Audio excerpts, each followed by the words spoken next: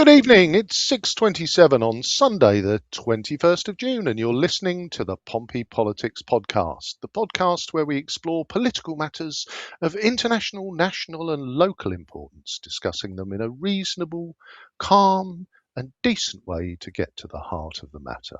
I'm Ian Tiny Morris. And I'm Simon Sansbury. Good evening, Ian. Good evening, Simon, and what an evening it is. Once again, anyone fancy denying climate change? Anybody? Anybody? Well, No, we'll no. start getting the folks talking about what it is summer. Yes, so good evening and welcome to the show, everyone. You'll notice we've opened with the date and time because, well, things are changing so bloody rapidly at the moment. By the time we've finished, half of this could be out of date. But nonetheless, after Andy Burnham's stonking result on Thursday, securing 55% of the vote, it's now Makerfield or Breakerfield time. News organisations, do you see what I did there? Did you like that?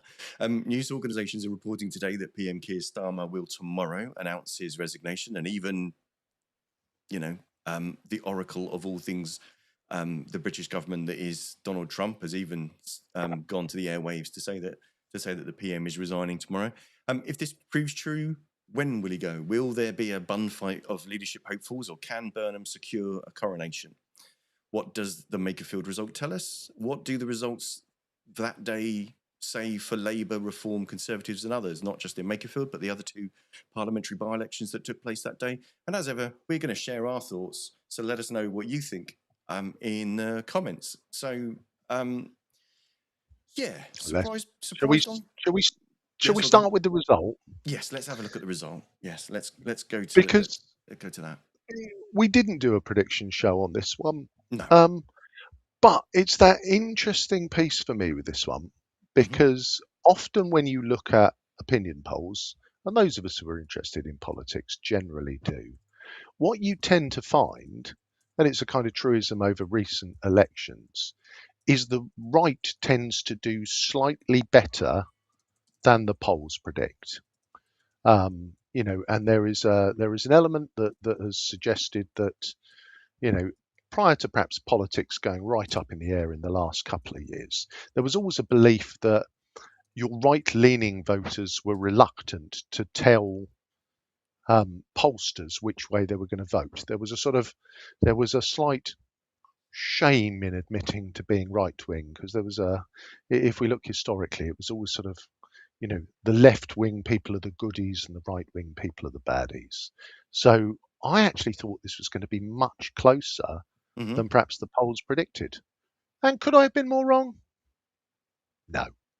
I mean, to be fair, you had lots of company. Matt Goodwin took to the internet to tell everyone how much he knows about Makerfield and how he knows what it was like on the ground in Gorton and Denton, and therefore he knows that Reform are going to win it and they're absolutely going to trounce all over Labour. But let's talk through the results. Just so we kind of got pause you. Yeah, sorry, just for 1 second. Like a coiled zebra. Go for it. I am not accepting any kind of equivalence between myself and Matt Goodwin. Can I just make that clear to anyone listening? But he said it would be much closer. I didn't stand there with a trumpet saying, well, "I'll tell you what, mate. I'll tell you what. I tell you, sir." So let's look at the numbers. But we are. Okay. All right. I'm not going to put you in the same box as Matt Goodwin. No. No. So okay. So just reminding everybody, please do make sure to give us a like, follow, subscribe, share your comments. We'd love to see what you think. So in case it was any shock to you, spoilers. But Labour won with nearly 55% of the vote, with 24,927 votes. Reform came second with 34.5% of the vote, 15,696. Restore, 3,011, 6.8. The Conservatives, 997 votes, 2.2%, so losing their deposit. The Greens, 308.07%, losing their deposit. The Lib Dems, 163.04%. I've not included all the other ones. There are about 12 different candidates. So there were about 3 different independent candidates. There was a guy dressed as a fox. There was Count Binface. Count Binface were only about 70 votes behind the Lib Dems. So I don't know what to take from that. but not quite the I'm squeeze and the tight race that I think everybody was, or lots of people were certainly predicting.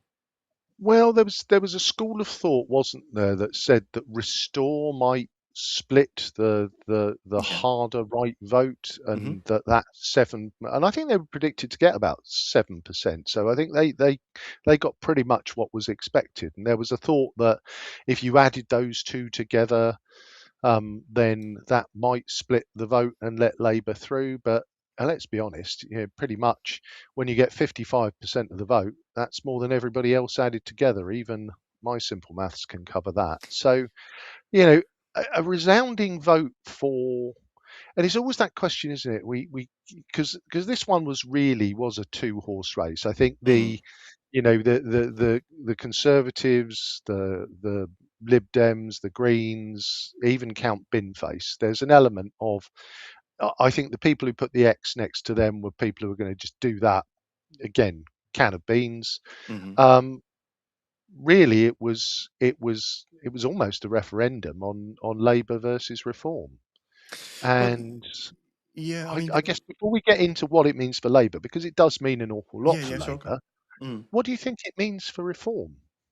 So I think so. Richard Tice and Nigel Farage took to. I mean, Tice actually faced some interviews. Farage seems to be very distant from any microphone that he doesn't own. But he put out something on social media, basically saying that that there will be lots of people that voted Reform that would have gone to Restore, and strangely asking them, well, what do you want? We're the true anti-establishment party. We're the true people that are the defender of normal people, which kind of seems a make. Could you not see coming someone doing to you what you've been doing to Conservatives for the last 5 years? But then also claiming that, and to be fair, there may well be some of this, that there would have been some Reform voters that actually voted Labour in order to make sure they got rid of Starmer. Yeah, there's a truism in that. Well, no, I mean the Yeah, thing is, no one can prove or disprove it either way, because no, no, the only thing and on the ballot was who do you vote for? It's not, why isn't. So I just find it it's always interesting never a after question. elections. Yeah. Loads of pundits and loads of parties was, oh well, this is why people voted this way, or well, this is why people didn't vote for us. Um, Absolutely nothing to do with our candidate said things that the electorate really didn't like, or they didn't like the like the approach that your candidate Well, took, or your I, party policies. No, no, no. It's about the electorate tactically voting a different way to get a different outcome. well, you do wonder, don't you, Simon? Mm. It's that's two very high-profile by-elections Yeah. where Reform have not got across the line. No. And I think the thing for me, which is the piece of, and often, you know, again at the risk of paraphrasing, oh, two-tier media system, oh, two-tier media system, oh, you scrutinise our candidates. I'm not sure which But in tier both, we're on, but but in both cases, mm. it hasn't taken very long to find the more questionable aspects or distasteful aspects of their social media history. And, you know, the ill-fated question time, the Reform candidate was scrutinised by being asked some questions, which he duly answered. Um, you'd think in two such high-profile by-elections, they'd be able to find a better person, Well, wouldn't you? see. I don't know whether they. So aside from them never seemingly bothering to do any candidate assessment that involves someone picking up a tablet and googling their candidate and looking at their social media history, but aside from that, um,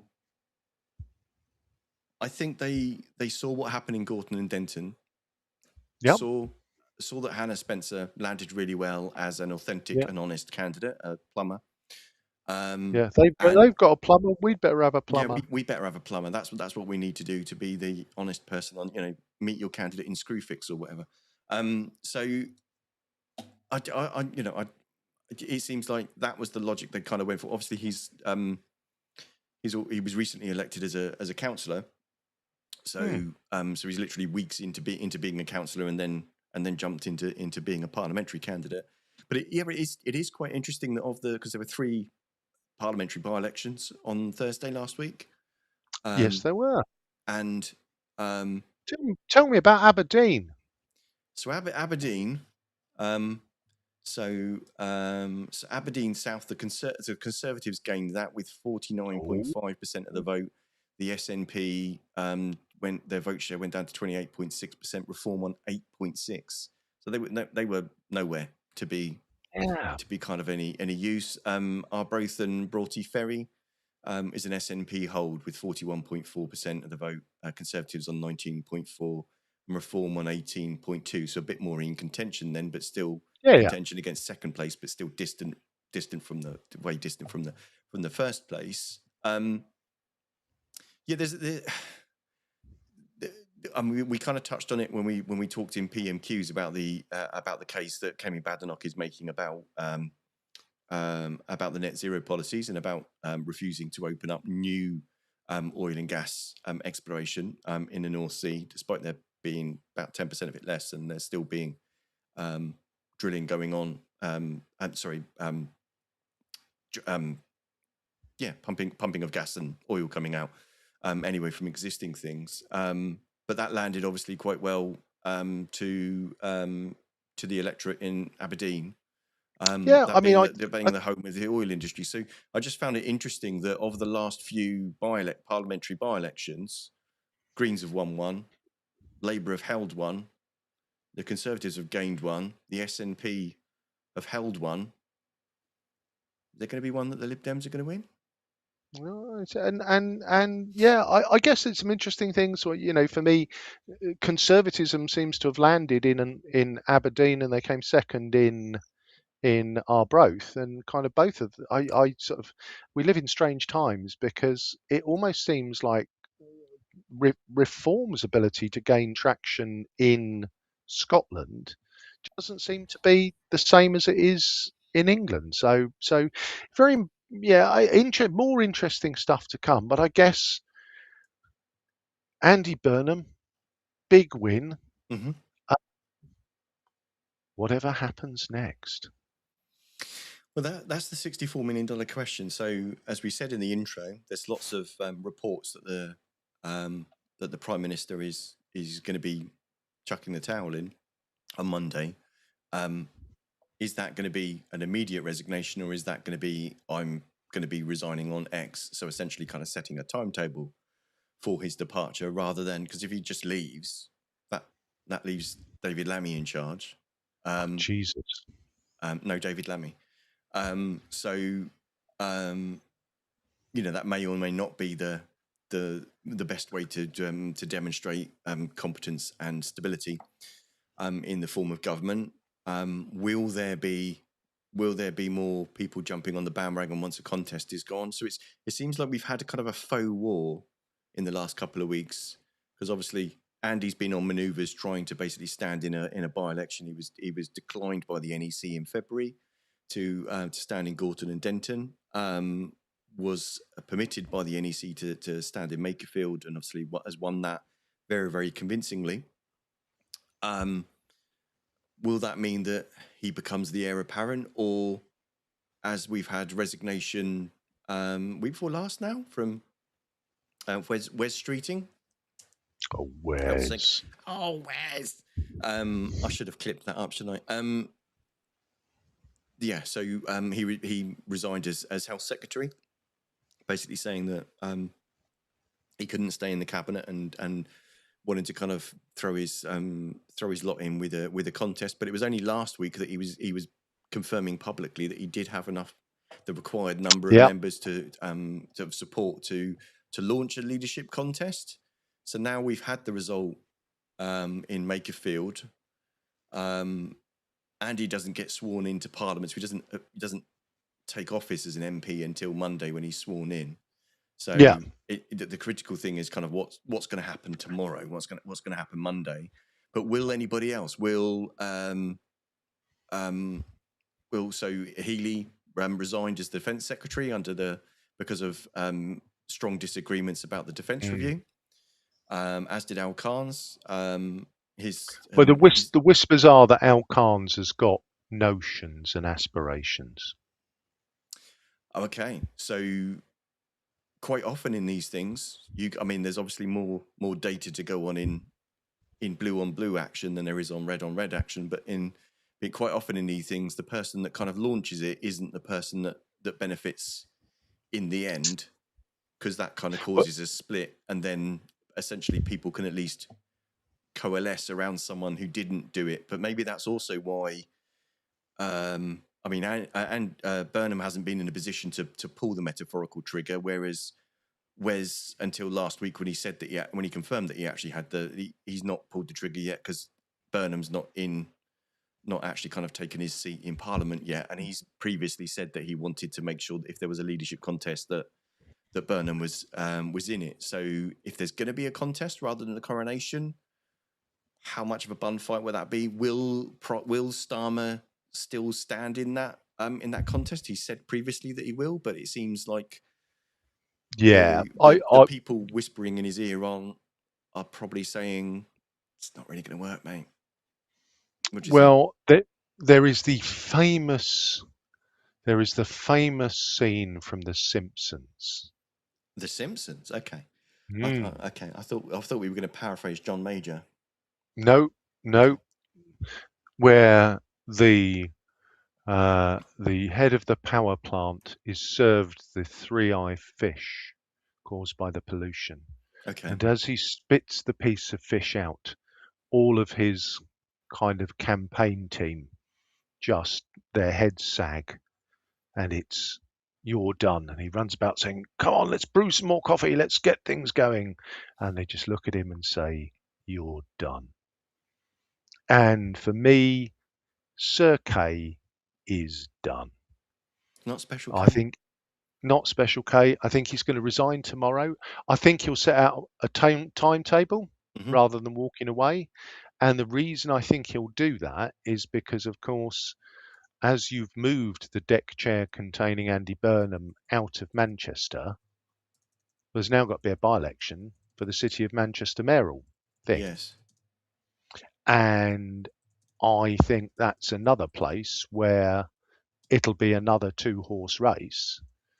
And, lots of people speak very highly of Andy Burnham, and the legacy, I wonder whether some of his popularity in the north might fade if he walks away, Reform, takes over Manchester and then starts stripping away a lot of the stuff that is very well received in the Greater Manchester area. So I think there'll be a bit of time to allow for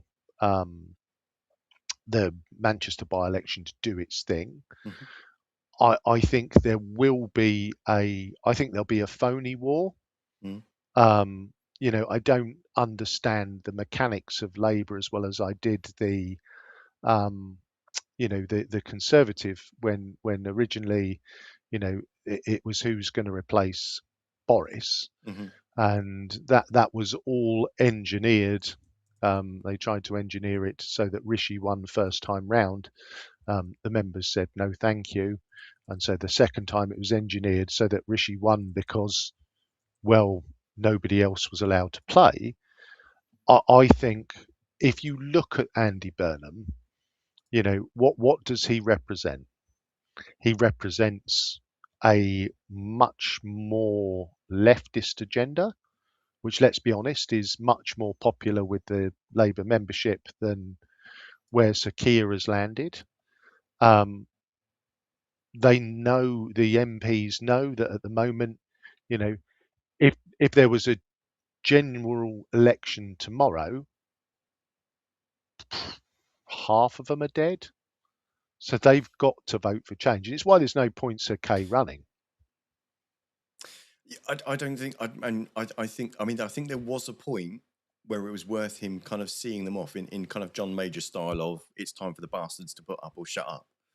Yes.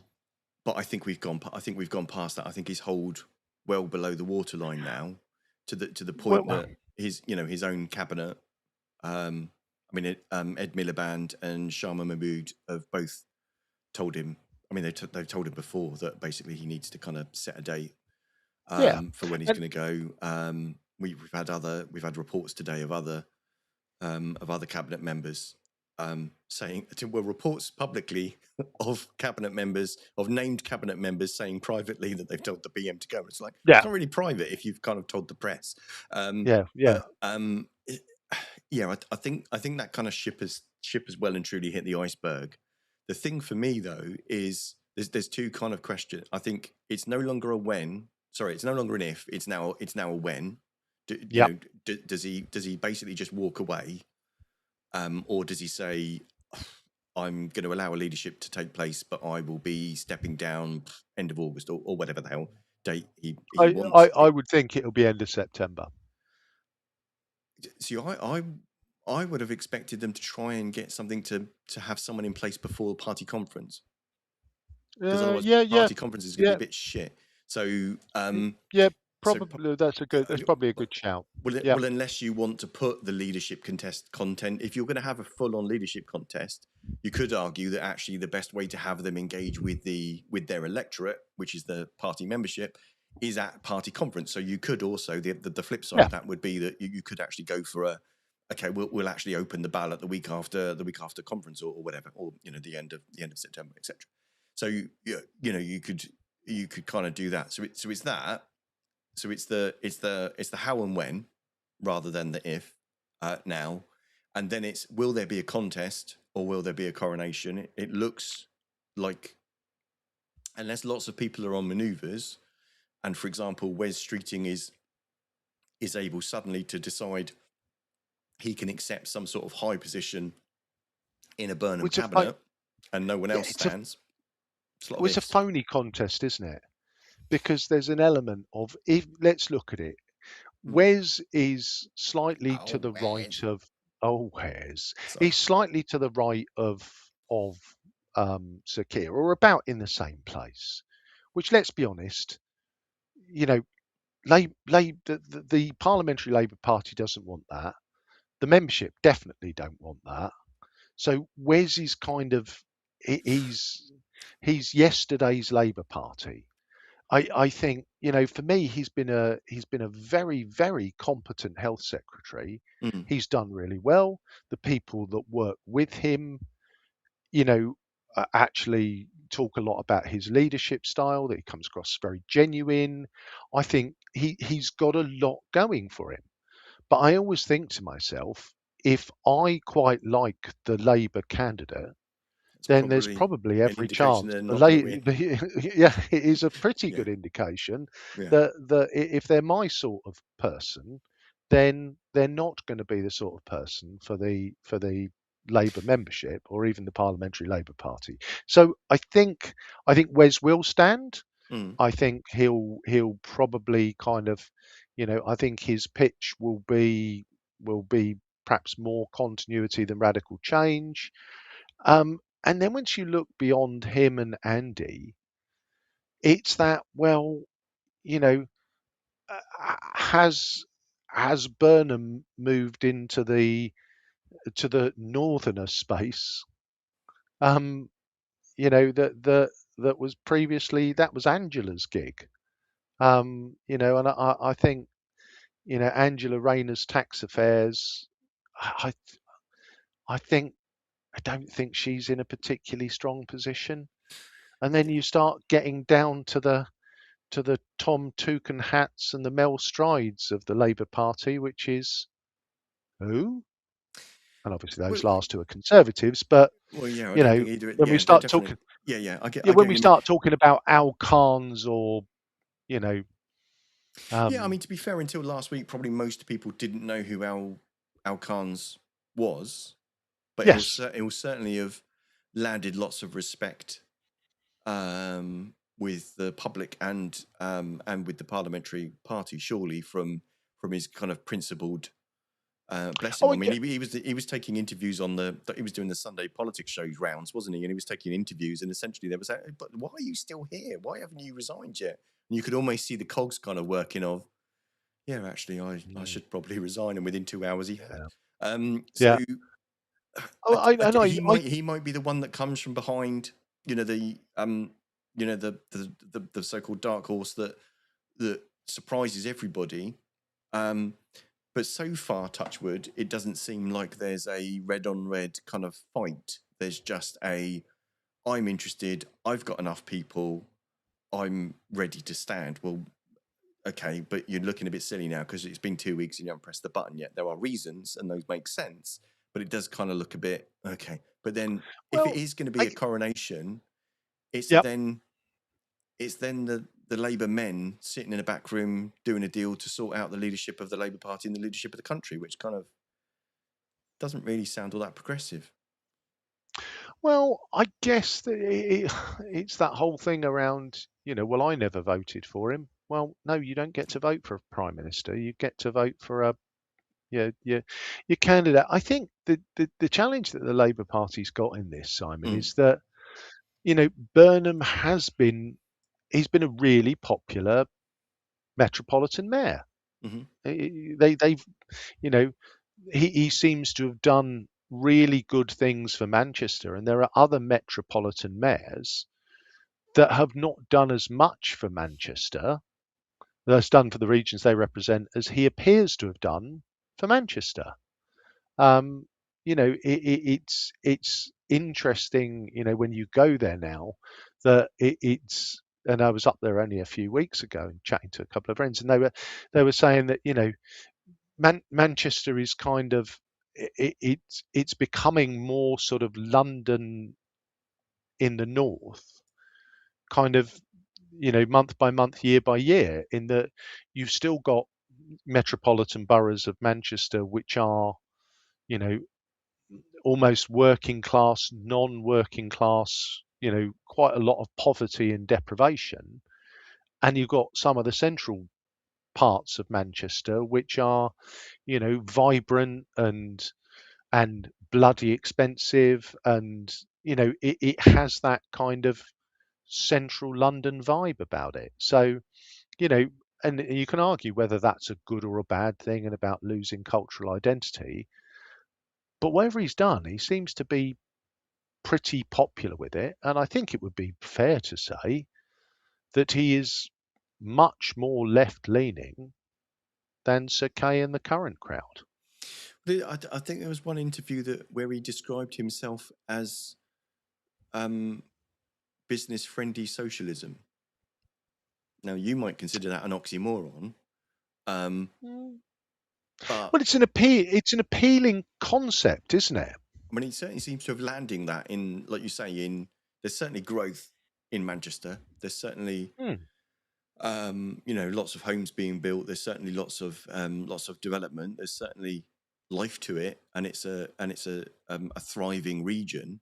I think this, the question is, will that can that be transplanted nationally? Can that Manchester effect, whatever that actually turns out to be, can that kind of transcribe across the nation? I think the thing for me was there was a bit of me that was kind of hoping that the one thing we can be certain of is that I thought if there was going to be a change of leadership, and then of course there's going to be a change of Chancellor of Exchequer, and we can perhaps get to that in a second, that maybe someone might pull the plug on LGR because it's so bloody expensive and not going to save any sodding money, and so Mm. chaotic. But Burnham's obviously not going to do that, is he? I don't know that he won't. Well, his whole shtick is Uh, that he's been a metropolitan mayor of a devolved area. Surely he can't then get into yes. number 10 and pull the rug of the same powers out from other regions. Maybe he'll go ahead with devolution, but might find a way to get LGR to not be the clusterfuck that it is at the moment. Sorry, to other technical terms are available. Well, Maybe. and I think that's the challenge, because there's an element of it. I think he's actually going to have to walk a tightrope, isn't Mm-hmm. he? Because shall we just close the bit off what happens next in terms Yes. of our speculation? I think we're both on the same page of whatever happens next, whether it's a real leadership contest, He fires the starting gun tomorrow, whether it's a phony war, whatever it is. I think we are both in the high 90% certain that Burnham's going to win it. Yeah, short of some sort of surprise, I can't see how anyone else is going to do it. The interesting thing for me, though, I don't know if I'm getting ahead of us here, is that in order to show some leadership, he needs to demonstrate some different policies to the ones that have been provided already. Well, and how much can you depart from the manifesto in 2024 before opposition parties? I mean, they're likely to start calling from it from the moment that whoever wins gets appointed, starts calling for a general election, because there isn't a mandate for different policies. And that is exactly where I think his challenge lies. How do you change it, but not change it enough that there's a legitimate call for an election? Well, when it comes to fiscal stringence, which, let's be honest, you and I are on very different pages. Well, it could well be. There's an element of you in your mad, starry-eyed socialist way just wants to throw money about all over the place. And I am sad not to have seen austerity 2.0 or 3.0, whichever one in the series we're on now. And I think there is that element of, when we look at the fiscal rules that Rachel from Accounts and Labour baked into the manifesto, no tax rises. We've both agreed, and I agree it with a smile on my face, and you agree it while banging your head on the desk and weeping, that they have painted themselves into a corner with those rules. Yeah, they've painted themselves into corners, and they've made a multitude of unforced errors that politically and financially that are just like, why the fuck did you do that? Yes. And I guess if that's the cornerstone, that's the very bedrock of your economic policy, and you've spent the first 2 years fighting like mad to stick to that, can the King of the North just come in and throw the whole economic policy in the bin and start with a completely new framework of government that, to use the oft quoted term on the internet, well, that's not what we voted for. Have I heard that before? Yeah, but that. I mean, this is where we start getting into the constitutional conundrum. We don't elect prime ministers in this country. We elect a government, and any government can change its policies even without. The manifesto isn't a contract. Not a contract. Is it? No. Despite Reform calling theirs one in the last election. But the electorate will punish governments for not following or keeping to their manifesto, or at least to the theory of their manifesto. I don't think anybody expects every single thing to be exactly the same way, because events happen, dear boy, events. Well, exactly, but I'm not convinced by that, because I think, in broad terms, apart from the odd mad bit, Labour have pretty much stuck to their manifesto. But their manifesto was, to use that term, was rather thin gruel in terms of, what you'd be getting. You voted for change, but there wasn't a lot of change in the manifesto. You're getting what the manifesto delivered, which isn't much change, and you're absolutely furious about it. So I'm not convinced that and there's a bit of me, Simon, that thinks that Andy Burnham, from everything I read about him and from people who've dealt with him, he's not a man that lacks self-confidence. And I am not convinced that he won't ride in King of the North, going to be crowned by. I'm not convinced that he won't tear the manifesto up. But a really easy bit that wasn't in the manifesto to press pause on, or to kick into the long grass, back to your original point, is LGR and devolution, because it was never in the manifesto.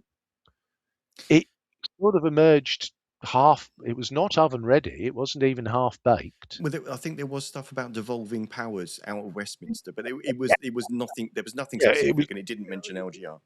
Yeah, it was Yeah, that kind of. It was one of those noble things, yeah, like, yeah. when somebody writes on their to-do list, must lose weight. It's that. Well, yeah, I get that, but in what way? So that would be an easy one, I think, for him to press pause on, and I Hmm. don't think there'd be any grand announcement. I think it would just gently be the time is not right, um, So because do you? But ultimately, oh, sorry to interrupt, but it's yeah, important to separate devolution and LGR here. Are you talking about devolution? Because devolution is obviously the key to what he's been able to deliver in Manchester, whereas LGR is the and local and government. For listeners, and you it's the yeah, reorganisation of the second tier councils below that currently either are second tier councils underneath county councils, or yeah, indeed councils that are unitary authorities like Portsmouth and Southampton. So and could getting rid of that take a massive kind of thing away, but still give the powers to a regional mayor? I think the devolution piece, I Mm-hmm. think, yeah, yes, I think that could be his middle ground, Mm. that says, look, I'm doing the same for you in Hampshire and Solent as I got to do in Manchester. And there's also quite a strong argument, isn't there, that I managed to do all this in Manchester without local government reorganisation, and we made it work. So whilst it would be better for us to simplify everything, the challenges of making those changes would hurt the people at the time. Blah, blah, blah, blah, blah, blah. I'm Yeah. not writing a speech for him, but that would be an easy escape route for him, I Mm. think. Yeah, I think you Because could deliver the decisions and the money being made closer to to the people that they actually affect. I think you can deliver that without juggling around all of the stuff with LGR. There's bound to be someone screaming at the screen. By all means, pop something into the comments. So yeah, that might be kind of a win. But I think he's skewered either way, because he can't carry on the same, because what's the point in changing leader? Even if he does change his approach, he's still going to face the same problems. There isn't exactly a great big cupboard of money stat to the side that they've just forgotten yeah, about. yeah, And but yeah, go on. let me just hit pause on you for a second there, because there doesn't have to be, Yeah. because there is nothing that forces a government to be fiscally responsible. The government can be, Mhm. you can call it investment, or you can call it reckless spending. You can call it whatever you like, but there's nothing that ever forces any government to live within its means. So there is that element of, you know, the only thing that has stopped Rachel Reeves slamming an extra 15p on the top rate of income tax is her own rules. The only thing that's stopping Rachel Reeves hammering in a wealth tax is her own rules. All of those things, if you want to tax more and spend more, all of those things are within the gift of the Labour Party, because I think if you took that before Parliament with the size of the majority that they got, they'd walk it through. There is nothing to stop, Andy Burnham, you know, apart from the bond markets, if he chooses to go wild with you know, public sector pay increases of 10% for all our hardworking policemen, nurses, doctors, yada yada yada. There's nothing to stop him doing that, and there's an element of it plays to the politics of popularity, where if if he was to go full old school Labour, tear up the manifesto and spend baby spend, he'd be a lot more popular. And Well, I think it's the way that Labour might retain control of government. I don't know that. I don't know that there's a need for him to go to kind of those extremes, and that will definitely frighten the bond markets. That will have the same effect that the Liz Truss government did, of loads of Lizzie's lively man. Yeah. loads of tax cuts without finding actually the saving. This is the opposite. Loads of spending commitments without actually finding the money. Unless there is a way that, I mean, there are ways that they could tax further, but I think we discussed previously about the problem is, at the moment, you can talk about growth as your number one priority, but if you keep enacting policies that actually harm growth, you keep putting money on national insurance, you keep making it harder to employ people, and you don't do anything about the tax bans that have been frozen for 5 years now, 5-6 years. Yep. Which is probably, that and VAT are probably the things that people would see most easily. The other things other stuff you could get into about energy bills. So I'm not going to write his financial policy for him, but there are things to do. But you also don't want to scare the horses and bugger the bond market over. So talking of that, who do we reckon? Assuming it's going to be Burnham. Yes. What do we reckon about Chancellor? Are we both assuming? Are we both certain that Rachel Reeves isn't going to stay on? No, not a chance. Mm-hmm. Not a chance for Rachel. I mean, she's never been popular with anybody. So there is an element of, it's an interesting one, isn't it? Because whoever the chancellors are very rarely glamorous, are they? No, they're not. But they're one of those weird things that when they're it's like one of those things that when they're working well, you don't notice them, and you don't want to notice them. But when they're not working well, you bloody notice them. Yeah, it's those things, and I don't. For me, I don't think she's been brave and bold enough. I think there's been a lot of incremental stuff, and there's been a lot of shooting yourself in the foot with unforced errors. They're talking about getting, refusing to do anything on the 2-child benefit cap until essentially they were forced to, having previously suspended people for voting against the party whip, and the stuff about winter fuel and stuff like that. When I know we got into kind of a discussion about it last week, about there are some things that you could do that would immediately kind of help actually with the cost of energy bills that wouldn't be kind of the just crazy kind of things that they're doing. It just, and there's not that, I'm not to say that there aren't some good things that they've actually done, because waiting lists are down, education is improving, the economy isn't doing awfully, but unemployment, I think actually the last week's announcement was that actually unemployment was down slightly. I mean, it had gone up every month for 22 months in a row. So one week of it going down isn't necessarily a trend, right? No. Net immigration has basically plummeted. So there are shoots of things actually going well. Yeah. But I don't think any of that's landing with anybody, because in their day-to-day, in their monthly pay packet, they're not feeling that, because when they're going for their food shop, they're still feeling that that's taking up an exorbitant amount of their salary. When they're going to fill up their car, they're finding that that's taking up a huge amount of their salary. Likewise with their energy bills, or their rent, or their mortgage. So there are all of these things, some of which the government has the opportunity to do something about, but it has to be brave about where it finds the money from, or finds the saving in order to be able to afford it. That's the $64 million question. If I had the answer to that, I'd be going for the bloody job myself. Well, and I think the thing there that you couldn't, because I'm kind not of clever enough. Yeah, but I think the thing is, you are tapping into that issue, the issue that is at the very heart of the matter, because there is that element of, when you start to reorder the spending priorities, where is the biggest fire that needs more money now?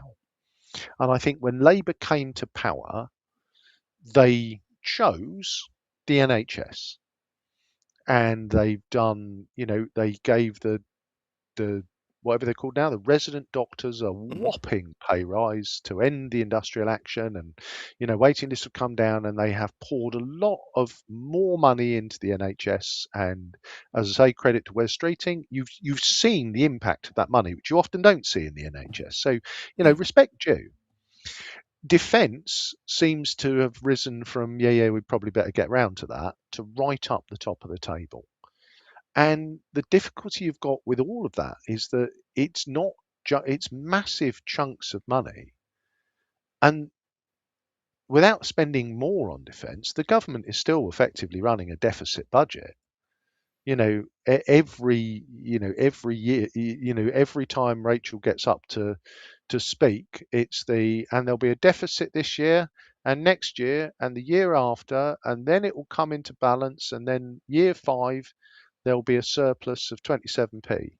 And then a year later, she stands up and says, year 1, there'll be a deficit, 2, 3, 4, and in 5, there'll be a surplus of 27p. And you're like, hang on, wasn't there meant to be a surplus of 27p?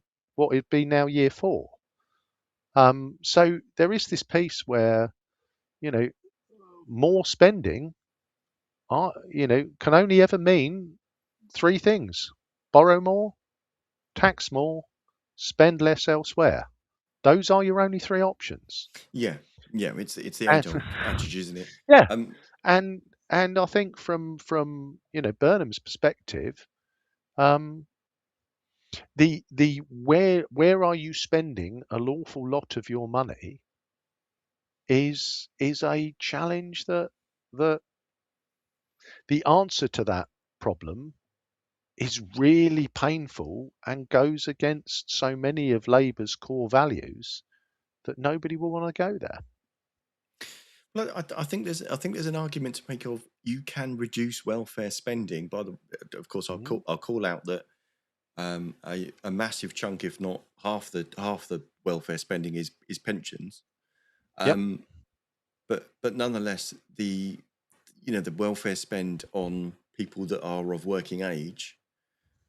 In order to reduce that, to me, you look at it from the other way. You would cut the amount you spend on that by making it easier for employers to employ people that are currently not employed for Yeah. whatever reason.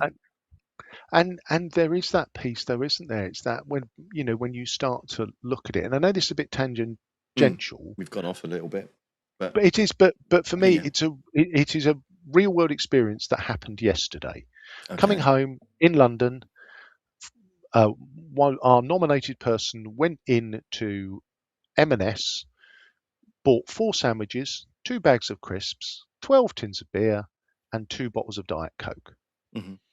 and staggered out of M&S, going, I think I've been done. 70 quid.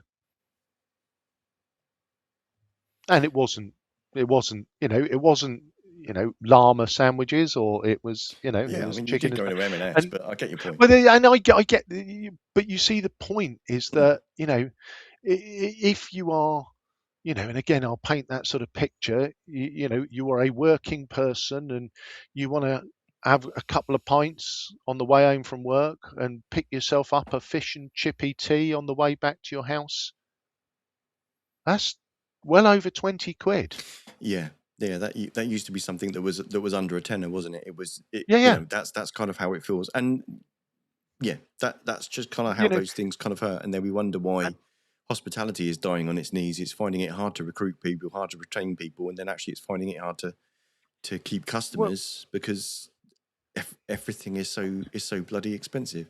yeah, Um, yeah, yeah. and similar story. The chap who used to be on Portsmouth Politics. He was a waiter working down in Gunwharf, and Mm, he said, you know, when he was on a much lower wage, then they had more staff, which meant that in the restaurant that he worked in, they gave better service, mm, and they got more tips. And actually, he earned more in tips than his wage. And I'm not saying, we go to the American model where the gratuities effectively pay the staff and yeah, they yeah, don't get paid anything. But what he said is, people were saying to him, you've had a 30%, you've had a 30% rise in your wage. And his answer was yes, but that means that there are now less staff because the restaurant can't afford to employ Yeah. as many people. The bill has gone through the sky. So, people aren't leaving, and that with no cash being about, tables aren't leaving me 10, 15, 20 quid as a tip. So when I add my increased wages to the fact that I can't give the service that I used to, which means my tips fall, I'm much worse off. And I'm that's just where trying. that balancing act comes. Yeah, no, sorry. I'm just trying to think. Are tips taxable? They should be. Yes, they are. Hmm. And if you're self-employed, yeah, again, friend of mine who was a taxi driver, Hmm. the first time they did their accounts, they didn't put anything in for gratuities, Yeah. and when they had their tax assessed for the first time, the tax assessor looked at it and said, "Well, you've put nothing in for gratuities. You must be lying.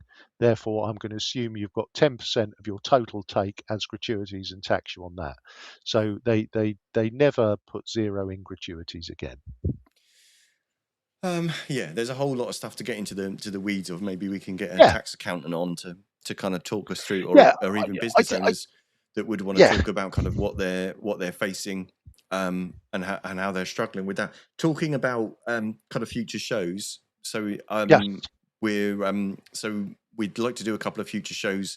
One is talking about what the pros and cons are of the ban for social media for under 16s. Will it actually bloody work? And is it kind of the right thing to do? If you're interested, if you'd want to come on the show, if you'd yep. like to argue for or against that, give us a shout. Either send us a message on Facebook or send us an email, studio@pppodcast.uk. Or you can send us leave us a voice note from our website. We'd love to hear from you. Next week's also the 10th anniversary of the Mm. vote to leave the EU. So if you've got some views on that one that you'd like to share, perhaps you voted Remain and you decided that actually the things that happened since have really put you off of the whole thing, and you wish that you hadn't, and actually you've got something to say about how things are going. Perhaps you voted Leave and you're frustrated with how it's gone, and it hasn't gone how you expected it to, and maybe you've changed your mind, maybe you haven't, maybe you're more determined that actually it was the right thing to do. But either way, let us know what you think. We'd love to look at the prospects of doing some shows on those. So yeah, I'm just kind of conscious it's It's 7:20. Have we it is got anything more to 7:20. kind of round up on I on don't that one, I or I don't think we have. I think, yeah, Burnham will be king. I don't think I ever answered um your about the Chancellor Chancellor? question. Ed Miliband is where I think it's going to go. Um, Okay. Controversial choice. That's where I think could be Wes. Could be Wes. Where's Yeah, it could but it, whether it it you know it could be that might be the kind of the long game that he's on with yeah, his maneuvers. But it will be interesting to see what I found interesting listening to some interviews that Wes Streeting did over the last couple of weeks was him talking. By the way, you're lint so far forward that I'm pretty much got just the top of your eyebrows. I prom Thank you, I mate. promised that I wouldn't do that. No, that's all right. I can't really prod you. So yeah, so he made some interesting kind of points about look, it's policy first. It's about policy, not the person, and he would be willing to serve in anyone with anyone, but it's about the policy rather than who they are. So it's very very kind of interesting. But the other things I've noticed about what sorts of things Burnham had been saying, you'd seen how cooperative and interaction, how much positive interaction there was between him and some of the other regional mayors, some of whom are not Labour, and he's actually kind of built strong relationships with those. So it seems like he's not averse to decisions or cross-party policy that works, rather than, so that might be kind of an interesting thing. Might put the cat amongst the pigeons. Um, Dare I because hope? because because there's lots of serious things that really need really need kind of cross-party agreement about. There's obviously long-term things to talk about the NHS. There's long-term things to talk about funding the defence, how we're going to do that, and what the sensible ways are to try and get people that that are relying on the welfare, but can be helped back into work and supported correctly, but helped back into work. How those things could be made to work without it being a massive leaflet writing exercise. So, who knows? Absolutely. So I will, based on that statement, I will now sit here and dare to dream that Andy Burnham's Chancellor is going to be the greatest Chancellor of them all, George Osborne. But until That's then, definitely you've not. been listening to the Pompey Politics podcast. I've been Ian Tiny Morris. And I've been Simon Sainsbury. Do join us. We'll be doing PMQs. I should have double checked. I'm sure there is PMQs. Assuming there is PMQs on Wednesday, who knows? Might not be at PM. Yeah. Don't forget to give us a like, follow, subscribe. Come on, comment if you're listening to us just audio on the podcast. Please give us a review. Give us a comment. But yeah, see you next time. We'll be back on Wednesday. And then following that, we'll have a show. Next weekend, which we'll announce shortly. So see you then. But thanks very much. Good night.